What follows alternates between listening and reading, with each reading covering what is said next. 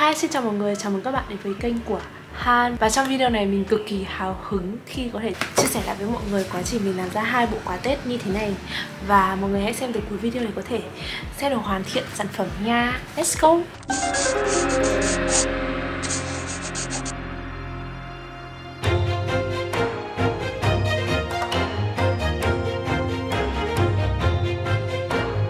Sản phẩm hôm nay đó là 2 hộp quà Tết. Để thiết kế tới khi hoàn thiện thì mình sẽ đi qua 5 bước nhất định. Bước đầu tiên đó là nghiên cứu chiến lược.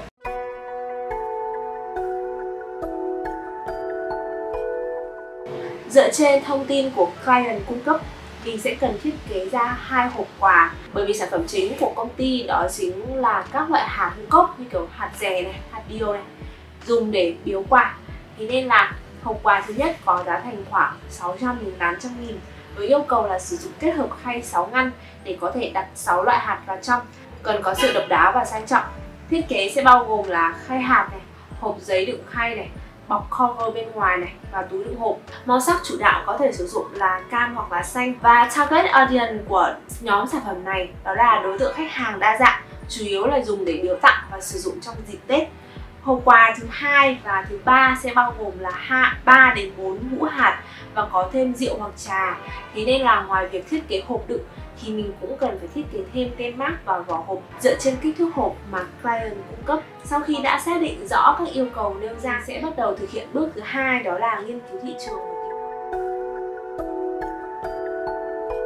Thì mình sẽ lưu lại những cái sản phẩm mà mình thấy là có điểm chung hoặc có thể triển khai tương ứng với cái thiết kế của mình. Khi mà mình đã đi xem một lượt các cái sản phẩm trên thị trường này, hoặc là lưu các hình ảnh mà đem lại cái cảm hứng, hoặc là có thể tạo nên một cái ý tưởng nào đó phù hợp với cả cái vấn đề mà mình cần giải quyết, thì mình sẽ tạo ra một cái bảng mood board. Dựa trên cái bảng đó mình sẽ nốt ra như một số những cái yếu tố hoặc là ý tưởng mà mình nghĩ là nó phù hợp, và sau đó thì mình sẽ trao đổi và họp trực tiếp với khách hàng để họ có thể dựa trên cái bảng đó họ hiểu hình dung một phần nào đấy là ok, thiết kế sắp tới của mình sẽ dự định sẽ như thế nào, và họ sẽ có thể góp ý luôn là nó phù hợp hay không, và họ muốn có thêm những cái điều gì còn thiếu trong cái phần bản ý tưởng đó. Và đúng là việc mình trao đổi trước với khách hàng về phong cách thiết kế này, màu sắc này, kiểu dáng của hộp hay là đường nét, giúp cho thiết kế của mình được duyệt nhanh chóng hơn rất là nhiều so với trước đây, khi mà mình kiểu cắm cổ vào mình thiết kế luôn mà mình cũng không có đi tham khảo trước, hay là cũng không có trao đổi trước với khách hàng là mình sẽ dự định làm cái kiểu gì. Như thế thì mình có thể tiết kiệm được cả thời gian thiết kế của bản thân cũng như là thời gian làm việc của khách hàng.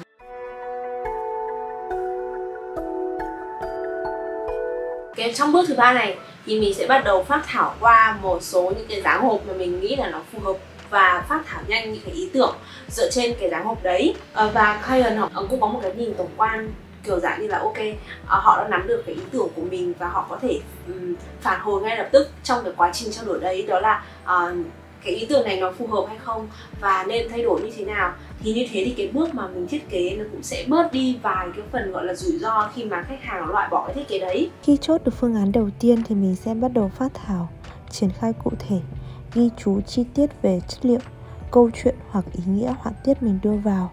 Sau vài phương án khác nhau thì đây là mẫu gần nhất với sản phẩm cuối cùng. Là để dễ trao đổi và chỉnh sửa thì mỗi lần gửi demo mình đều sẽ gửi ra ít nhất là 2 phương án để khách hàng có thể cân nhắc và so sánh.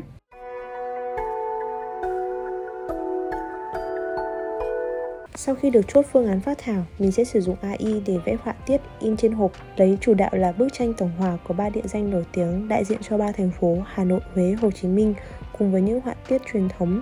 Mình lựa chọn dạng line art là sự kết hợp của các nét mảnh. Mình sẽ dùng pen tool và pencil tool để vẽ lại chi tiết các tòa nhà này. Ngoài các họa tiết mây truyền thống thì mình sẽ tạo ra một bộ hình minh họa với các đường nét hiện đại tương ứng với từng loại hạt. Sau đó thì đan xen chúng trong các chi tiết hộp. Đồng thời có thể sử dụng để làm tác cho các loại hạt cũng như minh họa cho phần thông tin của sản phẩm.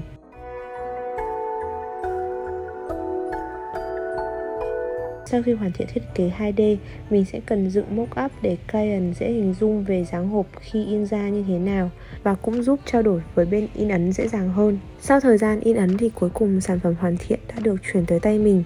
Cái này là client tặng. Ok, chúng ta sẽ cùng unbox cái hộp đầu tiên nha. Cái hộp này thì được thiết kế dạng hộp nắp âm dương. Sau khá lần cân nhắc thì cuối cùng là bên client họ cũng chốt được cho mình đó là dáng hộp âm dương. Thì ở phía bên ngoài nắp sẽ được in theo dạng dập nhũ vàng. Ngoài ra là phần dưới, phần sóng này cũng sẽ in nổi một chút cái phần nhựa màu lên như thế này. Nên là khi mà mọi người lắc qua lắc lại, nó sẽ có một cái hiệu ứng cực kỳ là mãn nhãn. Về chất liệu giấy và quy cách in thì mình có để nội dung ở trên màn hình để mọi người có thể xem nha. Mở ra, unbox nó. Khi mà mở cái phần nắp hộp này ra sau ấy, mọi người nếu mà mọi người không muốn bỏ phí cái nắp, hoặc là có thể muốn tái sử dụng cái hộp này cho năm Tết năm sau chẳng hạn, thì mọi người có thể đưa cái nắp này xuống phần dưới thay. Đó, bởi vì dạng hộp âm dương rất là dễ rất là tiện để sử dụng. Còn nếu không thì mọi người có thể để đặt lại cái nắp này lên trên bàn thờ để trưng. Tại vì như ông bà mình sẽ thích để những cái hộp quà nó xịn xịn ấy, lâu lâu còn hết Tết chẳng hạn, hoặc là hết mùng 3 Tết thì mới hạ cái hộp quà này xuống. Ở phía trong mọi người sẽ thấy có một cái phần lớp phủ lên trên như thế này. Mọi người sẽ gập nó lại như vậy. Đó, gập xuống, úp xuống. Thì toàn bộ 3 cái phần mặt này, toàn bộ 3 cái bề mặt này mình đều in kín. Ở mặt chính giữa thì chúng ta sẽ có chữ Quý Mão 2023. Phía đằng sau thì chúng ta sẽ có logo cũng như là câu đố này. Và mặt dưới cùng khi mà úp lại thì nó sẽ là cái phần hướng dẫn. Thế nên là khi mà mở cái hộp quà này ra, đập vào mắt mình sẽ là cái phần hướng dẫn sử dụng khay hạt trước. Sau đó thì mọi người có thể hình dung được cách hoạt động của mọi người gấp nó lại. Ban đầu thì cũng có in một số những cái phần chi tiết ở phía bên trong này cơ. Nhưng mà khi mà mình cân nhắc trong quá trình mà đối với cả đối tượng sử dụng ấy, thì mình nghĩ là cái phần mặt trong này ít khi mấy ai họ lật ra xem á. Đó, nói chung là chúng ta sẽ có được một cái phần trang trí cho cái khay mứt như thế này. Mình sẽ có một cái tờ ghi hướng dẫn sử dụng khay hạt cũng như là thông tin các cái sản phẩm ở phía trong. Và mặt đằng sau thì sẽ chỉ là một cái câu chúc Tết thì bình thường thôi. Nhưng mà cái màu này thì nó đang không được khớp với cả phần hộp lắm. Cái nắp này thì là do bên công ty họ tự quyết định thêm vào, bởi vì là cái nắp nếu mà để phần nó chỉ là cái nắp trong như này thế này thì nó đang hơi đơn điệu. Đó, cái này nó sẽ không nằm trong thiết kế của mình. Về tự chung thì nó vẫn sẽ là họa tiết ở phía bên ngoài của hộp thôi. Rồi sau đấy thì mình sẽ mở khay hạt ra và ăn. Chúng ta có thể ăn và sử dụng trực tiếp trong cái phần khay hạt này. Và sau khi mà ăn hết cái phần hạt này thì mọi người có thể fill thêm những cái kẹo hoặc là hạt mứt có sẵn trong nhà. Túm lại là cái khay hộp mứt này rất là tiện dụng và có thể sử dụng xuyên suốt cả Tết. Đó, rất là đặc trưng. Nên là bây giờ mình sẽ có thể ăn. Nói chung là mình cực kỳ háo hức với cả cái hộp quà này. Ở phần viền của khay hạt thì nó sẽ được có họa tiết phần sóng như thế này.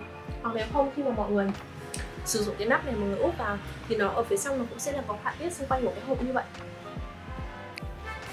Xong rồi thì mình sẽ chuyển qua khui hộp nốt cái hộp quà này. Và đây mọi người có thể xem ở phía bên trong của cái hộp này. Đầu tiên là hộp trà. Bố cục thì cũng na ná với cả phần nắp hộp bên ngoài. Đó, và mình cực kỳ là thích cái phần mà mình đã dàn chữ. Nó khá là trá ấy. Xong xuôi thì mình sẽ lại có thêm một cái hoa văn họa tiết nhỏ nhỏ ở góc này. Nhìn nó xinh dã man. Xong xuôi thì mình phần hộp hạt trà như thế này. Và tất cả đều được in dập nhũ vàng. Rất là sang chảnh đúng không mọi người? Cái phần họa tiết này đó là mình cách điệu dựa trên các loại hạt. Mỗi một loại hạt thì sẽ có một cái họa tiết cách điệu riêng. Vậy là mình đã review và unbox xong 2 cái hộp quà mứt này rồi.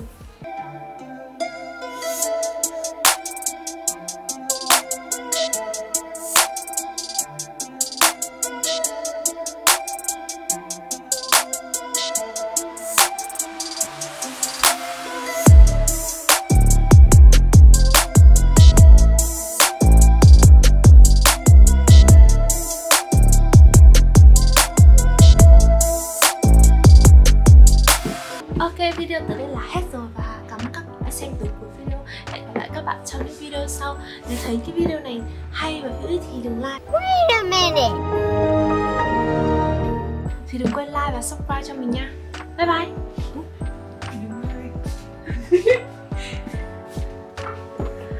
Bye. Đừng quên like và subscribe cho mình. Bye.